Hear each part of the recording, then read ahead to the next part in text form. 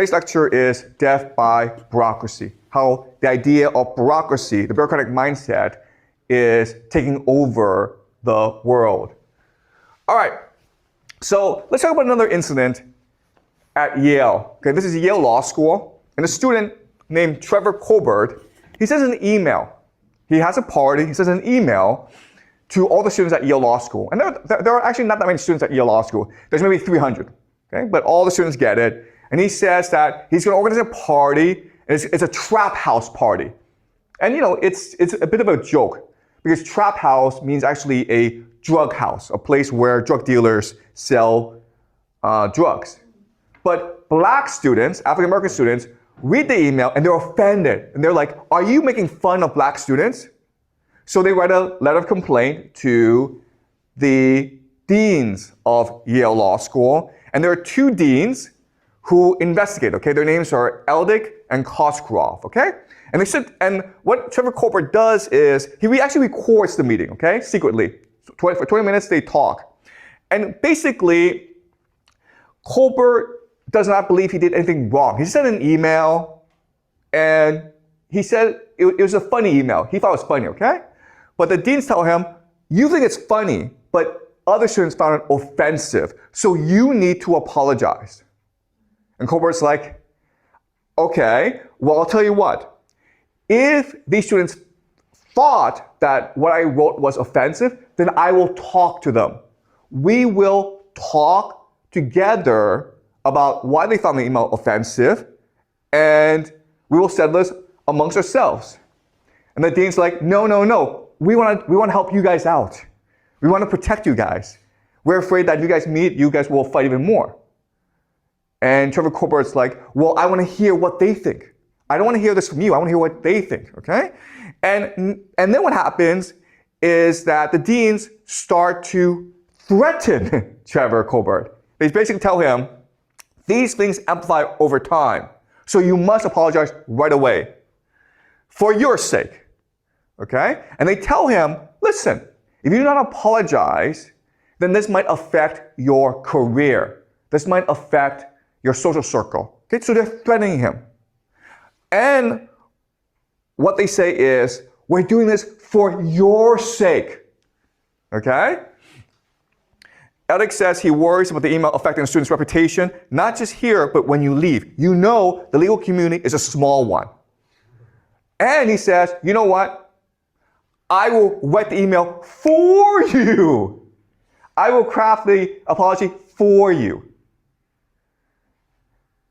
And Cosgrove warns that escalation is a possibility if the student doesn't apologize, okay? So this is coercion. And again, the student, it's not clear what the student did wrong. Some students found it offensive, but it's not clear what rules or laws or what regulations Trevor Colbert broke, okay? It's not clear. So why is this happening? Okay, my argument to you is that it's happening because these guys, Cosgrove and Eldick, they need things to do. Because being a dean of a university, it's not a real job. Right? There are professors who teach, there are researchers who do research, but deans actually don't do anything.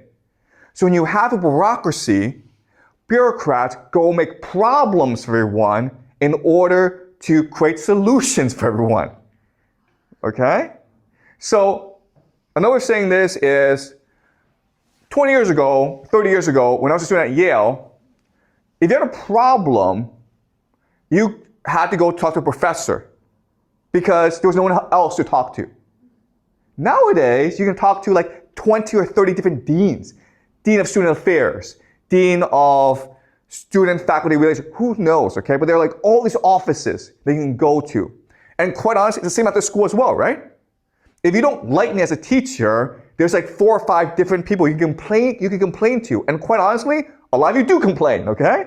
So I know about this. And what is happening is these universities have become bureaucracies. Now the question then is, why are they bureaucracies? And the answer is, in the beginning, as a university, you have to build your reputation, right? So you work hard, you focus on teaching, you focus on research. So it's a struggle to become a global brand. Once you become that global brand, there's nothing else to do. There's no more ideology. There's no more struggle. So what happens is the people in charge start engaging in rent-seeking behavior. They take advantage of the position in order to make their life easier. And then they pass on this privilege to their friends and then to their children. And this creates a bureaucracy. And the university starts to exist in order to empower these people at the expense of students and professors. Okay? All right, so to show you how ridiculous this has become, here's another example. This is from CNN, okay, and this is the year 2020. A University of Southern California professor is under fire for using a Chinese expression students allege sounds like an English slur, okay? So there's a Chinese word that sounds like a racial slur, an insult in English. These two words actually do not sound the same. Okay, you know what the word is, right? 那个桌子,那个电脑, okay? It's not the same as the English word, but it sounds a bit similar. So what happened was some black students, African American students, who were not in his class, okay, wrote a letter of complaint. And honestly, if you read it, it sounds like a joke. It sounds like a prank. All right, so let's read it together. Okay, so this is Professor Greg Patton, and he's just teaching communication Chinese. He's just teaching Chinese to his students on how to communicate in China when you do business, okay? And he says, look, 那个, it's just a filler. It doesn't really mean anything. And he says it a few times. But there's no bad intention in what he's saying, right? I mean, he's just pointing out a fact.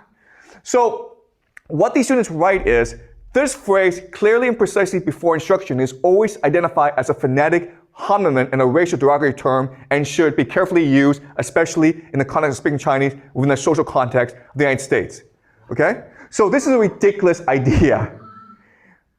And honestly, it sounds like a joke, okay? It just sounds like these students are playing a joke. And the administration just ignore this, right? Guess what happens? The dean, okay, the head of the business school, announced that a different professor would take over teaching Patton's class. He fired Patton.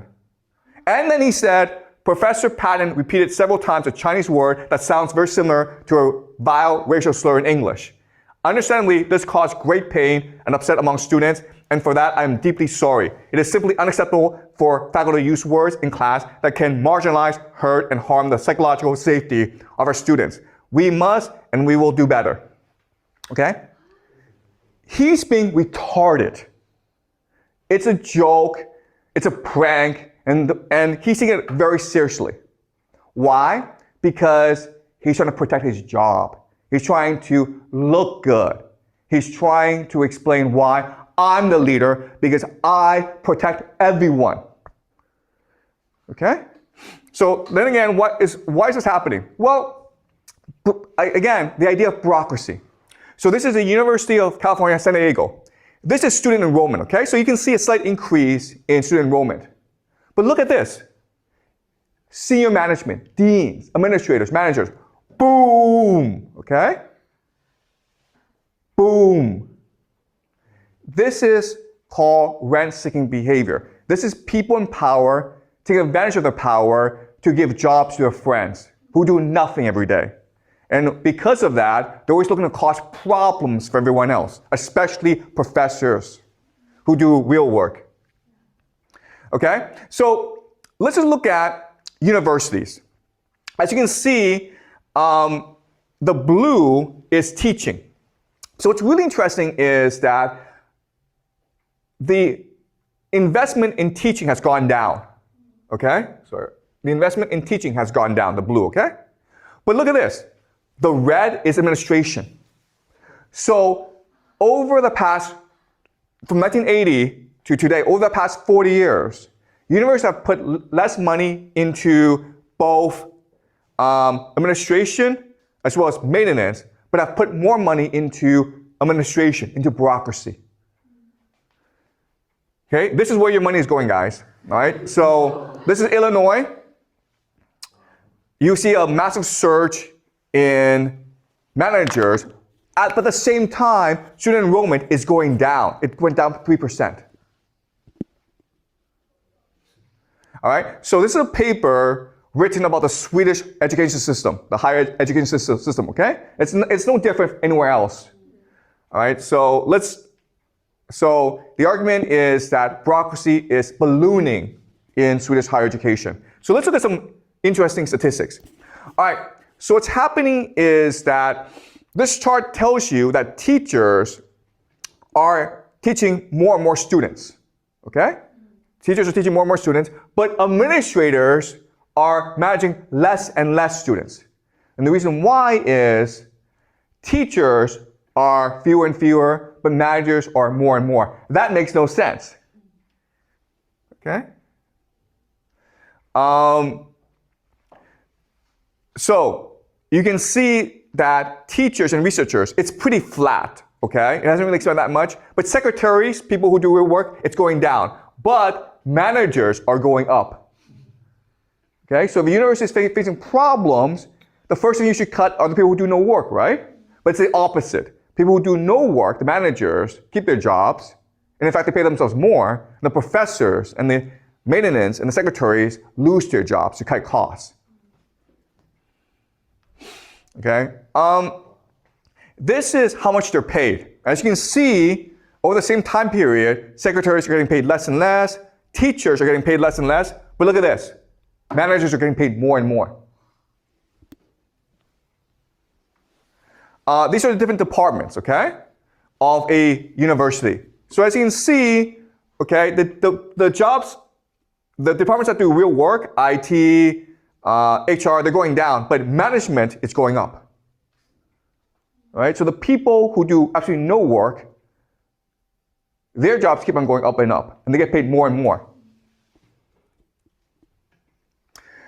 And as I said, the problem with bureaucracy is not only do managers do nothing every day, but they expect others to do more work, okay? So professors, researchers, teachers, they're doing more work because the managers are giving them more paperwork to do, okay? Like evaluations and all that. So professors spend now almost 20% of their workday on paperwork given to them by managers.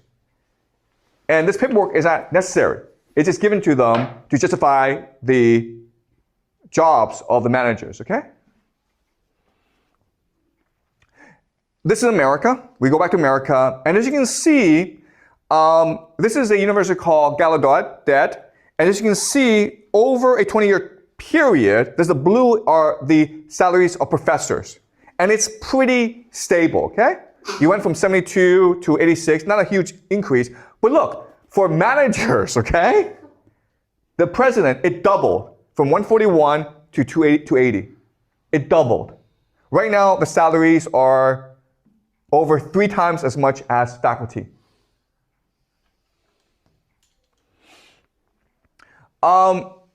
This is Connecticut. At Yale, the president makes $2 million a year. At Wesleyan, he makes $3 million a year. Okay. This is a private university called Stratford University. And it went bankrupt. Right now, more and more universities are going bankrupt because obviously you have too many managers and all they do is get huge paychecks for doing nothing. Eventually, you're going to go bankrupt, right? So, yeah? Sorry to interrupt, but the school board is not stupid. So, I mean, this is a fact. And so why don't they just change anything? That's a great question, okay? The reason why is they're all friends. The school board, the president, the vice president, they're all friends. And that's why they can do this. Because they control all the power. They're all friends. And it's in their best interest to steal together, right? Because if you steal by yourself, then you might get caught. But if you steal together, then you're untouchable, okay? So this is exactly what happens at Stratford University. The university goes bankrupt, and because the president and the vice president are stealing from the university, stealing because they are not only collecting huge paychecks, but they're also expensing everything to the university. So for example, they buy a car or they have a gym membership, they charge the university. And if the university can't pay for it, what they do is they lend money to the university. Okay? All right? So Schultz is the president. He lists himself and his wife as the biggest creditors, claiming that the university owes the couple $2.5 million for 8 promissory notes. Okay? So the university could not pay their cars or their house mortgages, and the Schultz are like, don't worry about it. We'll lend you the money. And then when the university went bankrupt, it was like, okay, now you have to pay me back. All right? So again, how were they able to do this? Because the filings also shed light on payments to university insiders in its final year of operation. The college paid out of over $30,000 in stipends to 7 trustees. So the people at the top were getting paid off, even as the university was going bankrupt. Though the filing doesn't differentiate which expenses were Richard's and which were Mary Ann's, the filings for 2020 alone showed over $18,000 in lease and insurance payments for the Schultz cars, okay? So they had cars and they were making the university pay for these cars. Over $4.7 million in loan payments and collateral returned to Eagle Bank on behalf of the Schultz, okay? So they're also making the university pay for their houses as well. And then you're like, how could they do this? Well, the answer is because in America, the rich always wins in the court system. So whoever is able to hire the best lawyers always wins out. And they have a lot of money. The university is bankrupt. They don't have a lot of money. So they will win out. Okay? So I point this out because this is what's going to happen to many universities over the next 5-10 years in America. Because you have a system where you have the managers at the top, they are all best friends, they're all stealing from the university together. And eventually the university will bankrupt.